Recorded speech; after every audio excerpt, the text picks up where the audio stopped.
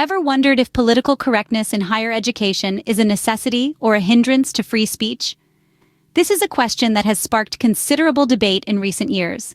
Political correctness, as we know, is a term used to describe language, policies, or measures intended to avoid offense or disadvantage to members of particular groups in society. But how does this apply within the confines of our universities and colleges?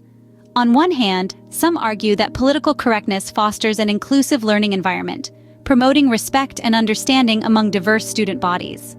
On the other hand, there are those who believe it suppresses open dialogue, stymies intellectual growth, and limits the free exchange of ideas.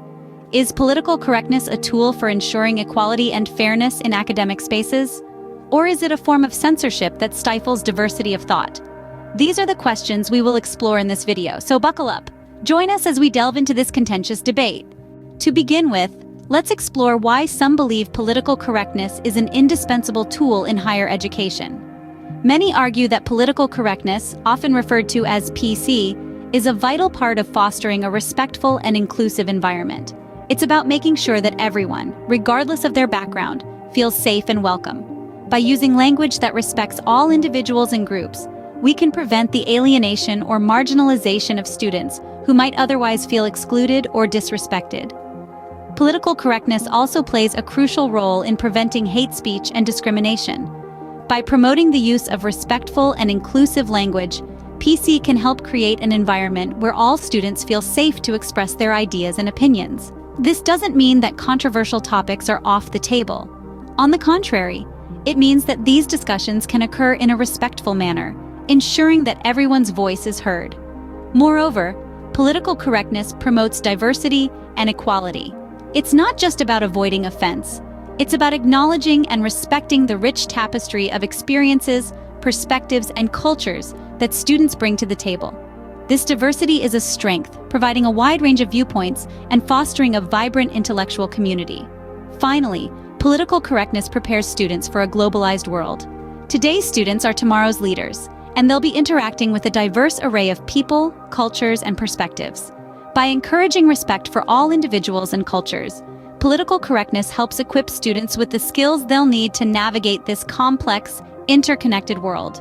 Critics may argue that political correctness stifles free speech or hampers academic freedom.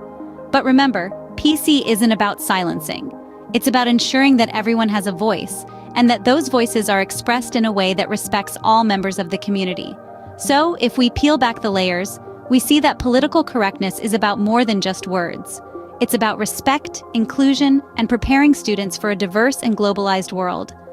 So for some, political correctness sets the stage for a respectful and inclusive learning environment. On the flip side, critics argue that political correctness in higher education can be a tool of censorship. At its core, a university is a place for intellectual exploration, a space where ideas and thoughts, however controversial, are meant to be discussed and debated. Critics of political correctness argue that it can stifle this free exchange of ideas. When certain viewpoints are labeled as offensive or inappropriate, they are effectively silenced. This creates an environment where only certain perspectives are allowed to flourish, potentially stifling intellectual growth and innovation. Another concern is the creation of an overly sensitive culture. Critics argue that when students are constantly on guard against causing offense, it leads to self-censorship. This fear of saying something wrong can cause students to hold back their thoughts and ideas, limiting the free and open discussion that is vital to learning. Moreover, some argue that political correctness can suppress academic freedom. Professors may feel pressured to avoid certain topics or viewpoints in their teaching for fear of being labeled as politically incorrect. This can lead to a narrow, one-sided view of the world, limiting the breadth and depth of education. Finally, there's the potential for indoctrination.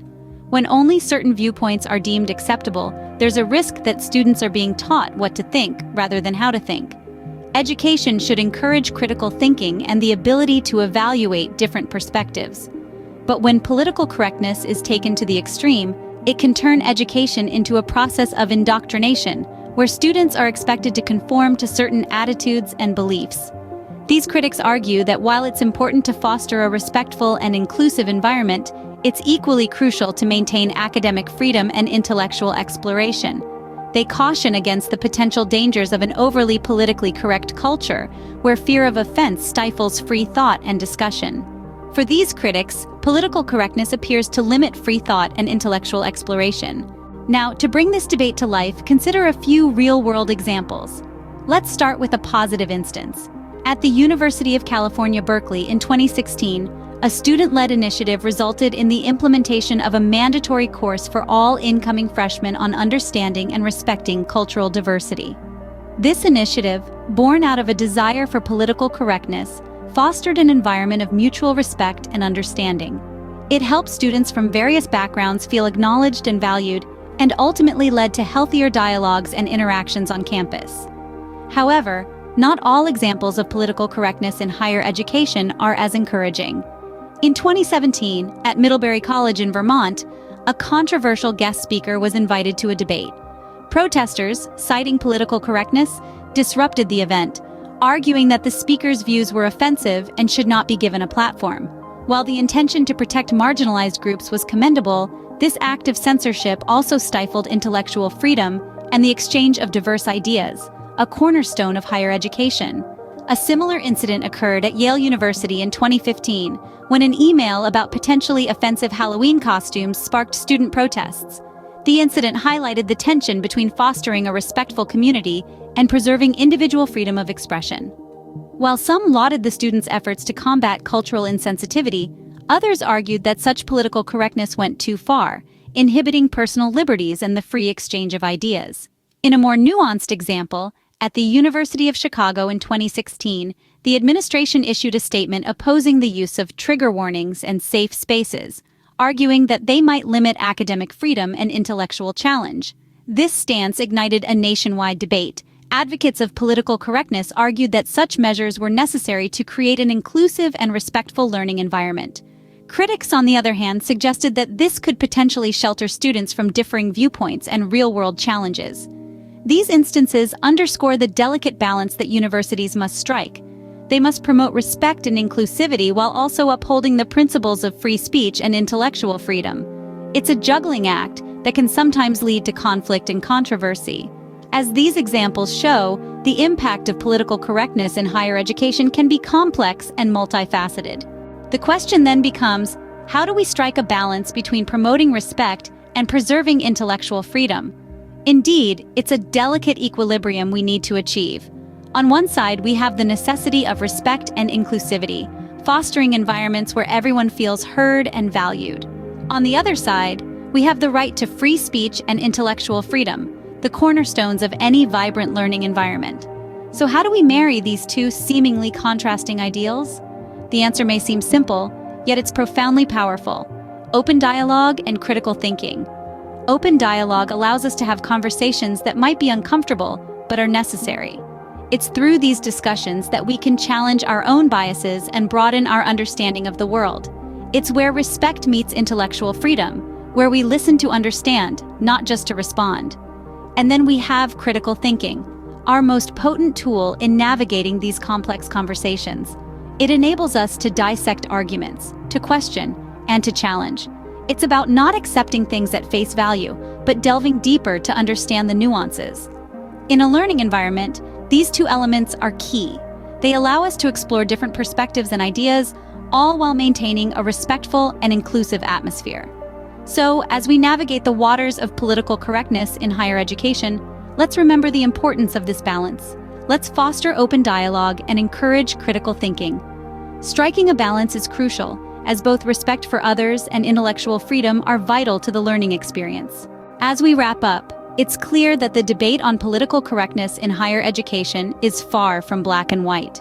We've delved into the heart of the matter, exploring political correctness as both an essential tool for fostering inclusion and respect, and as a possible instrument of censorship, potentially stifling free speech and intellectual diversity. We considered real-world examples that showcase the effects and the controversies around this issue. It's evident that finding a balance is crucial, a balance that respects individual rights, promotes inclusivity, yet doesn't hinder the free exchange of ideas. The complexity of this issue underscores the need for an ongoing dialogue. It's a debate that's likely to continue as society evolves, as our understanding deepens, and as we strive to create a more inclusive and respectful environment in our institutions of higher learning. In the end, Perhaps it's not about choosing a side, but about fostering a space where diverse ideas can coexist respectfully.